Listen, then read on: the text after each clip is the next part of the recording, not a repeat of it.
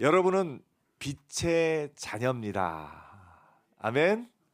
여러분은 예수 믿기 전에는 어둠의 자녀였는데 예수 안에서 여러분은 빛입니다. 그리고 여러분은 빛의 자녀입니다. 빛의 반대는 뭐죠? 어둠이에요. 빛과 어둠의 가장 큰 차이를 성경은 뭐라고 말하냐면 빛의 열매는 이라고 빛의 열매를 얘기하고, 어둠에 대해서는 열매 없는 어둠의 일에 참여하지 말고라고 말합니다. 빛과 어둠의 가장 큰 차이는 빛은 열매가 있고 어둠은 열매가 없다라고 얘기합니다. 빛은 열매가 있다. 어둠은 열매가 없다. 이걸 조금 다른 말로 표현하면 빛은 생명을 줍니다. 근데 어둠은 파괴합니다. 여러분, 우리가 빛의 자녀라는 것은 우리는 생명을 주는 자, 생명을 살리는 자로 살아야 함을 오늘 우리가 알 수 있습니다. 빛의 자녀로서 우리가 할 수 있는 가장 큰 일은 뭐냐면 생명을 살리는 일입니다. 생명은 그냥 있으면 저절로 살지 않느냐, 혹시 이렇게 생각하실지 모르는데 과학자들이 밝혀낸 게 있습니다. 사람이 왜 작심삼일을 할 수밖에 없는지 과학적으로 어떤 분이 설명을 하는데, 사람의 세포가 주기가 있답니다. 그러니까 내가 그냥 있는 것 같아도 그 세포 그대로 있는 게 아니라 세포가 끊임없이 죽고 끊임없이 살고 그렇게 한답니다. 그래서 그 세포의 주기를 어떤 분이 이렇게 조사해서 왔는데, 사람이 세포가 태어날 때는 10조 개의 세포가 60조 개의 세포가 있는데 장성해서 청년이 되면 100조 개의 세포가 된답니다. 어마어마하게 많죠. 근데 인체 세포의 80% 정도는 3, 4개월만 지나면 새로운 세포로 바뀌어야지 사람이 살 수 있대요. 여러분, 기존에 있던 세포가 이렇게 좀 그냥 있고 이제 약해지는 것 같지만 그렇지 않아요. 세포가 끊임없이 생성되고 있는데 세포 생성되는 양이 죽는 것보다 생성되는 양이 많으면 이게 성장하고 있는 거고요. 어린아이인 거고요. 근데 세포 생성되는 수와 이 죽는 수가 비슷해지면 청년인 거고요. 생성되는 수가 조금 더 작아지고 죽는 수가 조금 더 많아지면 이제 조금 더 그 위로 올라가는 거다, 이렇게 생각하시면 된다라고 이야기를 합니다. 세포의 주기를 이렇게 조사한 걸 보니까 적혈구는 3, 4달에 한 번씩 바뀐답니다. 그러니까 3, 4달에 한 번은 헌혈해도 괜찮다는 얘기예요. 어차피 피가 죽어야 새로 나온답니다. 3, 4달에 한 번 적혈구가 새롭게 생성됩니다. 백혈구는 그거보다 더 빠르대요. 한 2주. 어떤 백혈구 세포는 몇 분에 한 번씩 또 이렇게 새로 바뀌기도 한답니다. 혈소판은 한 7일에서 열흘 걸리고요. 위벽 세포, 그냥 위벽이 계속 있는 것 같지만 2, 3일에 한 번씩 새로운 세포가 또 이렇게 생겨야 사람이 산답니다. 조금 긴 거는 신경세포는 7년 걸린답니다. 그래서 신경이 조금 손상 입으면 그거는 회복되는데 꽤 오래 걸린다고 그러네요. 뼈세포도 그렇다고 7년 걸린다고 하고요. 피부는 2주에서 4주 정도. 근육세포는 7달에서 8달. 이걸 다 이렇게 누가 이렇게 정리를 해놨는데 보니까 그렇습니다. 그 중에서 이제 그래서 그분이 과학적으로 이렇게 얘기합니다. 사람 몸 전체로 봤을 때는 대략 3, 4일에 한번 어떤 새로운 세포가 이렇게 좀 바뀌는 주기를 따져볼 수 있어서 작심삼일인 이유는 새로운 사람이 되기 때문이다. 이렇게 또 약간 농담을 섞어서 설명하기도 합니다. 근데 사람 몸 중에서 새롭게 생성되지 않는 세포가 있대요. 그거는 뭐냐면 심장과 뇌와 눈은 바뀌는 게 아니래요. 그래서 심장과 이 뇌와 눈은 평생 간답니다. 거의 평생. 그러니까 새롭게 생기는 게 아니기 때문에 심장과 이 뇌와 눈은 손상을 입으면 그래서 좀 치명적이라고 합니다. 새롭게 생성되는 게 아니기 때문에. 다른 세포는 상처 입으면 또 새로 생기고 또 이런저런 어떤 균이나 어떤 것에 의해서 손상을 입어도 새롭게 생성될 수 있기 때문에 일정 시간이 지나면 회복이 되는데 이 심장과 뇌와 이 눈은 어떤 사람의 신체 나이와 비슷하게 가기 때문에 아주 조심해야 된다라고 이렇게 이야기하기도 합니다. 아무튼 사람이 그냥 있는 것 같지만 생명은요, 살아 있으려면 가만히 있으면 되는 게 아니라 사람 속에서 끊임없이 새로운 생명이 만들어지고 오래된 것은 또 없어지기도 하면서 그래야 사람이 살 수 있는 거예요.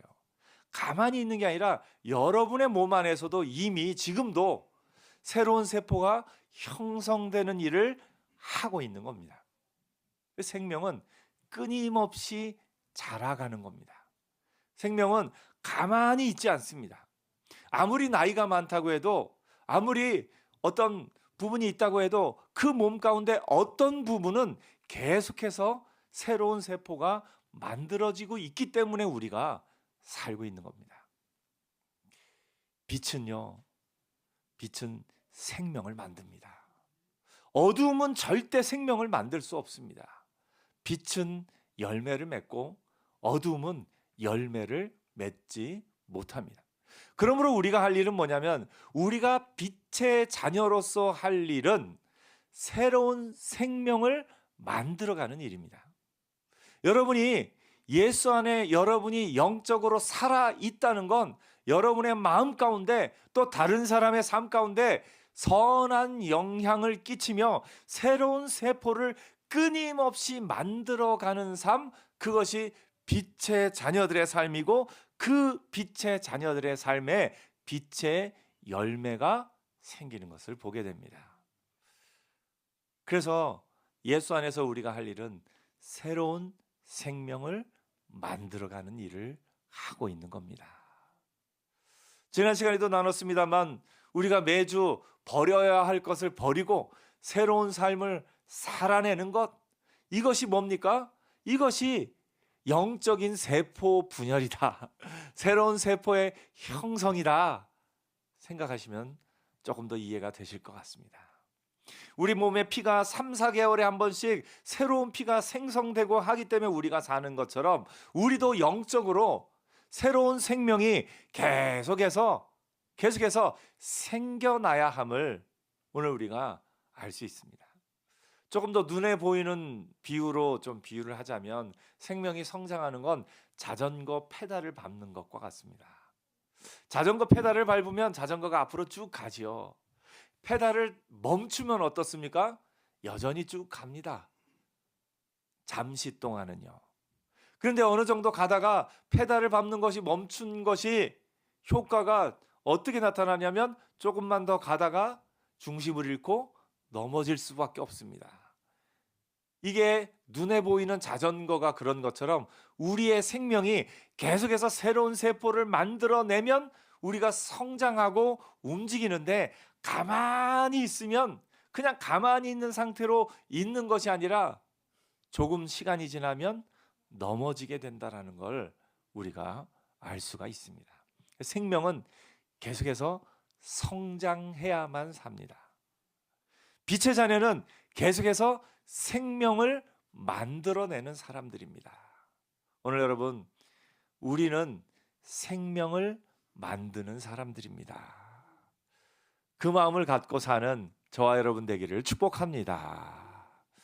생명을 어떻게 만들 것인가 우리가 그걸 알아야 되고 그걸 성경을 통해서 우리가 알게 되지만 기본적으로 생각해야 될 건 우리는 생명을 만드는 사람이다. 생명을 만드는 사람이다. 우리가 생명 만들기를 게을리하면 우리는 도태될 수밖에 없는 거예요.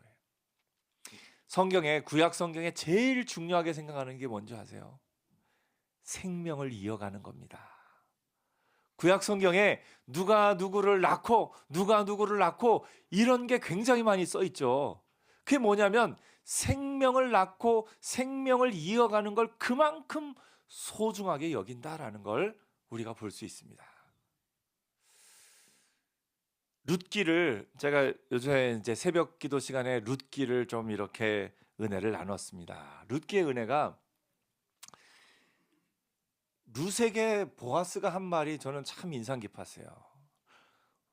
룻에게 보아스가 뭐라고 말하냐면 내 처음 이내가 내 나중 이내가 처음 이내보다 더하도다. 이게 도대체 무슨 말일까 하고 그 성경을 룻기를 또 깊이 보았어요. 처음 이내는 뭐냐면 그 시어머니였던 나오미를 어떻게 보면 룻기 전체는 룻이 주인공인 것 같지만 나오미를 주인공으로도 볼 수 있어요. 나오미가 자기 고향 베들레헴을 떠나서 모압 땅으로 내려갑니다. 모압 땅으로 내려가서 거기서 남편도 죽고 기럯과 말년 두 아들도 죽고 그래서 어쩔 수 없이 텅 비어서 고향으로 돌아옵니다. 나오미의 이름은 뜻은 행복자다 하는 이름입니다. 우리 옛날 이름 중에는 복순이가 있었나요? 행복한 사람이다. 행복이라는 이름이 나오미의 이름이에요. 나오미가 고향으로 돌아오면서는 나를 더 이상 나오미라 부르지 말라. 나를 마라라 하라. 마라는 뭐냐면 고통, 쓰다, 아프다 뭐 이런 뜻이 있어요. 나를 더 이상 행복한 사람이라 부르지 말고 나는 고통의 사람이다. 이렇게 말할 정도로 다 잃어버리고 텅 비어 돌아오는 나오미에게 하나님이 어떻게 나오미의 삶을 채워가시는가 하는 내용이 룻기의 내용입니다. 그 가운데 룻이 베푼 인애는 뭐냐면 처음 인애는 룻이 나오미를 그 나이 많은 나오미 고향으로 돌아가면 먹고 살 어떤 아무런 보장이 없고 굶어 죽기가 참 쉬운 그 나오미를 그냥 버려두지 않고 따라와서 나오미를 먹고 살게끔 이삭도 줍고 이런 일도 하고 저런 일도 하면서 나오미를 먹고 살게 해준 것 이것이 룻이 베푼 처음 인애입니다. 근데 룻이 베푼 두 번째 인애는 뭐냐면 룻이 돌아와서도 좀 젊은 남자하고 결혼할 수 있는 나이였어요. 그러니까 옛날에는 10대 때 결혼했으니까 룻이 이 베들레헴으로 시어머니 따라올 때 나이가 아무리 많아도 20대 초반이에요. 그러니까 충분히 다른 사람과 결혼할 수 있는 나이였는데 룻은 무엇을 선택하냐면 계대 결혼, 기업 물을 자 그 법칙을 따라서 이 나오미 집안의 그 이름을 이어가기를 원했어요. 그 기업을. 그러니까 하나님이 계대 결혼과 이 기업 물을 자의 법칙은 간단하게 말하면 뭐냐면 이스라엘 집안이 이제 땅을 하나씩 배정받았어요. 근데 그 집안이 전쟁으로 인해서 혹은 이런저런 질병으로 인해서 아들이 없고 농사 지을 사람이 없으면 그 집 땅을 팔게 됩니다. 팔면 그 집의 재산과 그 집안 이름은 온 땅에 없어지는 거예요. 그 사람들 그 남은 여자들은 종으로 팔려가기가 쉽습니다. 근데 하나님이 애굽의 종되었던 이스라엘을 구해 주시면서 이스라엘이 다시는 종이 되지 않기를 원하셨어요. 그래서 계대 결혼과 그래서 기업 물을 자 제도를 만듭니다. 그 집안의 남자가 전쟁으로 인해서 질병으로 인해서 죽고 나서 그 기업을 그 땅을 이어갈 사람이 없으면 첫째 아들이 없으면 둘째 아들이 그 가족들이 없으면 먼 친척까지도 나서서 그 집안의 이름을 이어가고 그 집안 자체가 종이 되지 않도록 하는 게 계대 결혼과 기업물을 짜의 법칙입니다. 여기서 더 나가서 희년이라는 제도를 주셔서 7년씩 7번 49년이 지나서 50년째가 되면 이 땅을 팔았더라도 원래 주인에게로 돌아가게 돼 있어요. 원래 주인에게로 돌아가게 돼 있어요. 그러므로 말미암아 이스라엘이 종되었던 애굽에서 나온 이스라엘이 다시는 다른 사람의 종이 되지 않도록 하는 것, 이것이 그 계대 결혼과 기업물을 짜의 제도를 만든 하나님의 마음이었습니다. 근데 룻이 어떤 결심을 했냐면 그 가문의 이름을 이어갈 수 있도록 자기를 희생하기로 결심합니다. 젊은 남자하고 결혼할 수도 있는데 그 당시에 그 문화 속에서 그런 자신의 어떤 그런 길을 선택한 것이 아니라 이 집안의 가문을 이어가기 위해 내가 기꺼이 시어머니의 뜻을, 나오미의 뜻을 따르겠습니다라는 게 룻의 두 번째 인애입니다. 왜 이게 중요하냐면 하나님의 마음에는 생명을 이어가는 게 가장 중요하기 때문에 그렇습니다. 그래서 때론 도덕을 뛰어넘어 일반 윤리를 뛰어넘어 유다의, 오늘 이따가 유다도 배우겠습니다만 오후에 성경 공부 시간에 유다의 그 며느리였던 다말을 통해서 그 생명이 이어가는 것, 어떻게 보면 도덕적인 기준으로, 다른 기준으로는 옳지 않지만 생명을 이어가는 일을 위해 그것을 소중함을 알았던 사람을 귀히 여기고, 이 모압 여인이었던 룻의 이름도 귀히 여긴 게 그 생명을 이어가는 일을 위해 자기 자신을 기꺼이 희생했기 때문에 그렇습니다. 하나님이 기뻐하시는 건 생명을 이어가는 겁니다. 새로운 생명을 만들어가는 겁니다. 에베소서를 통해서 바울이 에베소 교인들에게 말하는 것은 뭐냐면 너희 한 사람 한 사람도 옛사람을 벗어버리고 새 사람을 입으라. 새로운 생명을 만들어가라.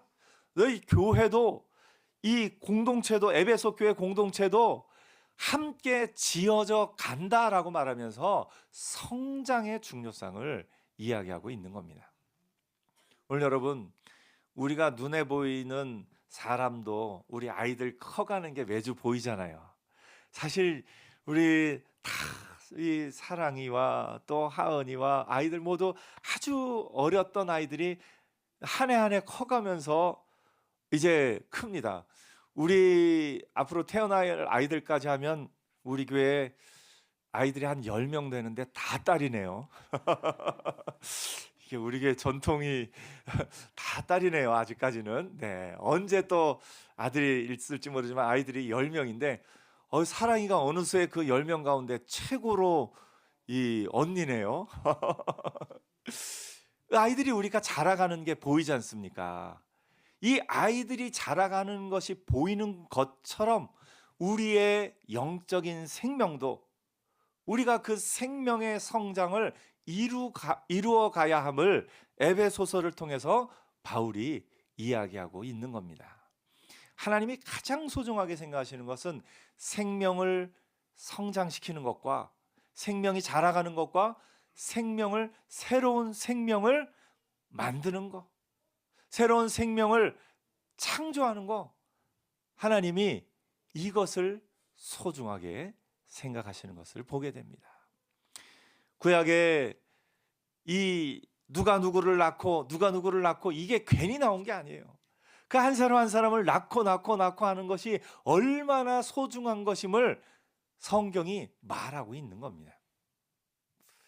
오늘 여러분, 오늘 우리는 영적인 생명을, 여러분의 영적인 생명이 하루하루 성장하는 은혜가 있기를 축복합니다. 더 나아가서 새로운 생명을 창조하는, 새 생명을 하나님의 예수 그리스도의 복음 안에서 그 복음을 전함으로 말미암아서 새로운 생명이 창조되는 역사가 저와 여러분을 통해서 이 땅 가운데 일어나는 은혜 있기를 축복합니다. 계시록 보면 마지막 때에 그런 얘기가 나와요.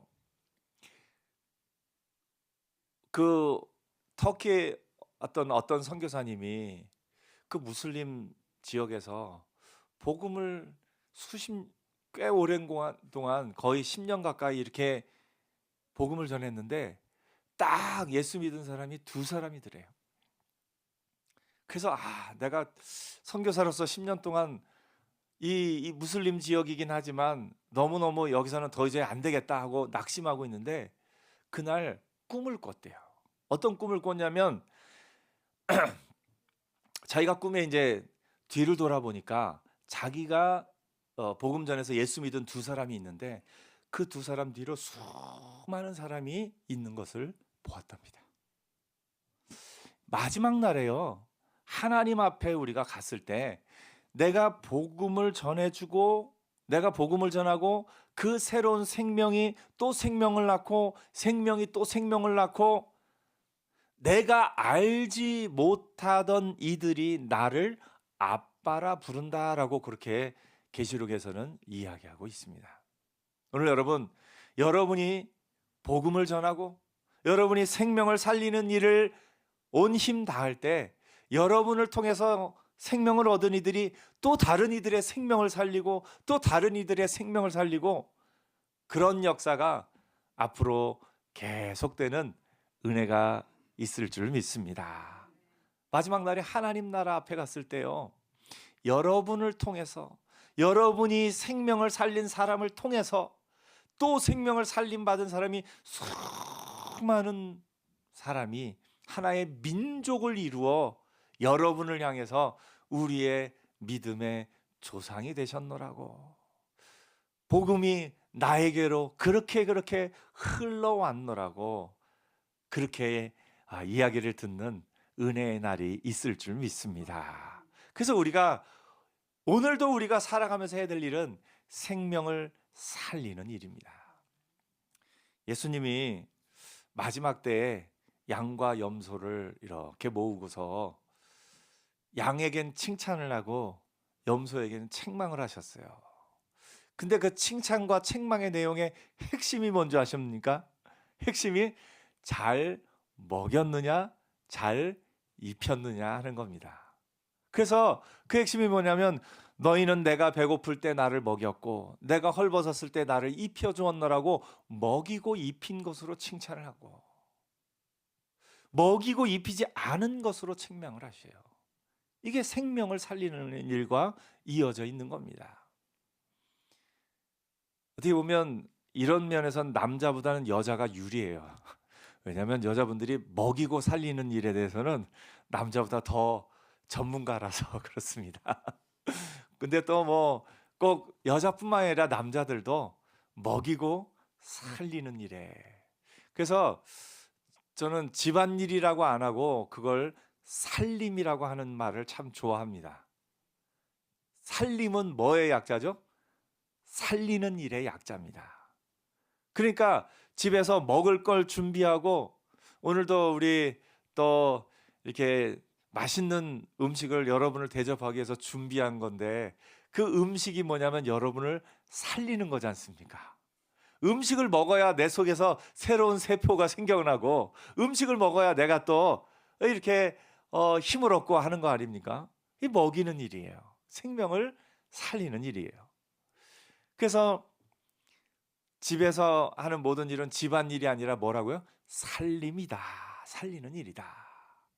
오늘 우리의 삶 전체가 살리는 일, 살림하는 사람이 됐으면 좋겠어요. 우리의 어떤 직장에서 일 하나 하는 거, 공부하는 일을 통해서 또 어떤 일을 통해서 내가 하는 하나하나의 일을 통해서 생명을 살리는 일에 쓰임받는 저와 여러분 되기를 축복합니다. 그래서 우리는 살림 잘하는 신앙인, 살리는 일에 온 힘 다하는 신앙인, 먹이고 입히고 그냥 육신도 먹이고 입힐 뿐만 아니라 영적으로도 그것을 먹이고 입히고 같이 기도하면서 힘을 주고 같이 또 위로하면서 힘을 주고 말씀을 배우면서 그러면서 그 모든 일 가운데 생명을 살리는 일에 온 힘을 다하는 저와 여러분 되기를 축복합니다. 그래서 이번 한 주간 살림하는 한 주간 되기를 축복합니다. 나의 영도 살리고 옆에 있는 사람의 영도 살리고 말을 통해서 말씀을 통해서 또 기도를 통해서 위로함을 통해서 우리의 모든 것을 통해서 생명을 살리는 자로 사는 빛의 열매를 맺는 복된 한 주간 되기를 축복합니다. 기도하겠습니다.